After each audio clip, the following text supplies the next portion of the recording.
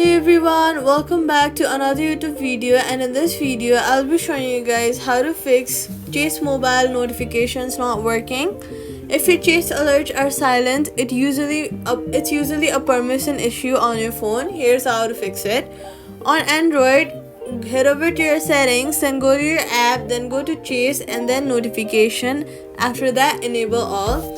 On iPhone, head over to your settings app, then go ahead and search for Chase and then make sure to turn, or you could also head over to the notifications and then make sure to turn on notification for the Chase app.